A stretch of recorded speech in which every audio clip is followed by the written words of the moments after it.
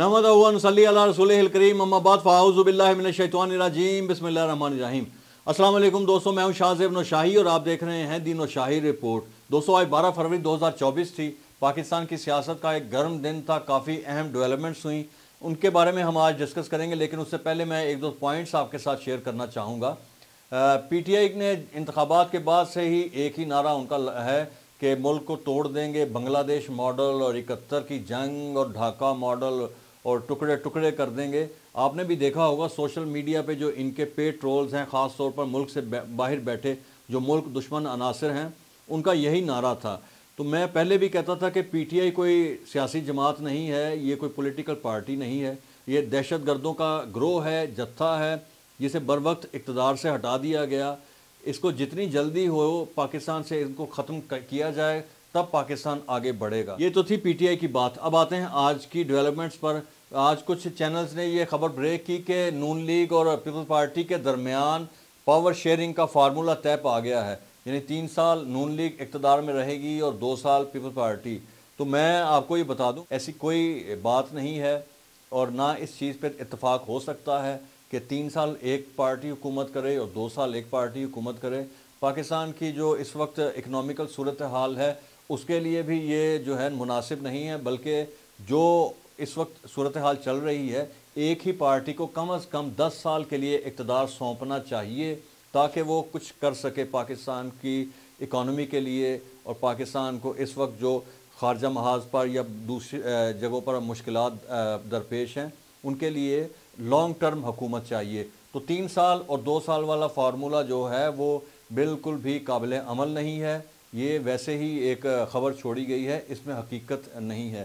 तो ये थी एक डेवलपमेंट। दूसरी, जहांगीर तरीन साहब ने इस्तीफ़ा दे दिया और पार्टी चेयरमैनशिप भी छोड़ दी, सियासत से किनारा कशी इख्तियार की। जहांगीर तरीन साहब का तजर्बा ज़राअत के शोबे में वाकई काबिल कद्र है, उनकी खदमात से इस्तिफ़ादा हासिल करना चाहिए। दूसरी बात यह है कि उनका इस वक्त पार्टी की चेयरमैनशिप छोड़ना या सियासत से किनारा कशी करना, ये भी कोई नून लीग के लिए या IPP के लिए कोई अच्छे साइंस नहीं हैं। दूसरा, मैंने सुबह के वीलॉग में ये बताया था कि मियां मोहम्मद नवाज शरीफ साहब अगर नून लीग की तरफ से PM-शिप के लिए नामज़द हुए तो इसका मतलब है कि नंबर्स पूरे होंगे। और आज शाम को ख्वाजा आसिफ साहब ने कहा है कि मियां मोहम्मद नवाज शरीफ नहीं बल्कि मियां मोहम्मद शहबाज शरीफ हमारे कैंडिडेट होंगे। और दबे लफ्ज़ों में उन्होंने पंजाब की वज़ारत आला के लिए मरीम नवाज़ साहिबा का नाम भी लिया। तो बहरहाल ये इस वक्त बहसें चल रही हैं। मेरी इतलात के मुताबिक अभी तक नंबर्स किसी के भी पूरे नहीं हैं, सब अपने जोड़ तोड़ में लगे हैं।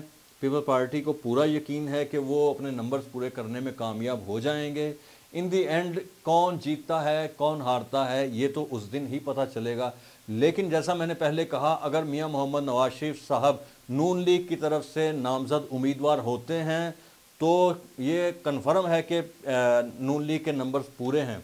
लेकिन इनके अलावा अगर कोई भी ऑप्शन हो, चाहे वो शहबाज शरीफ साहब हों या कोई और, तो इसका मतलब है कि नंबर्स पूरे नहीं हैं। तो आपने इस चीज़ पे भी नज़र रखनी है। दूसरा, निगरान वज़ीर आज़म काकड़ साहब ने आज प्रेस कॉन्फ्रेंस की इंतखाबात के बारे में। उन्होंने बताया कि शफाफ हुए हैं, रिज़ल्ट लेट होने का बताया कि 36 घंटे में रिज़ल्ट मुकम्मल हुए, जबकि 2018 में 66 घंटे में रिज़ल्ट मुकम्मल हुए थे। उन्होंने ये भी बताया कि नताइज में ताख़ीर का मतलब जो है धांधली नहीं है।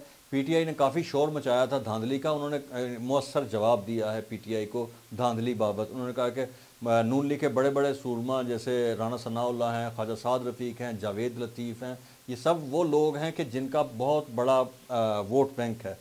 तो ये लोग जब हार रहे हैं इसका मतलब है कि इंतखाबात शफाफ हुए हैं। बहरहाल उन्होंने काफ़ी तसल्ली बख्श जवाब दिए इंतखाबात के मुतल्लिक। तो ये थी आज की डेवलपमेंट्स।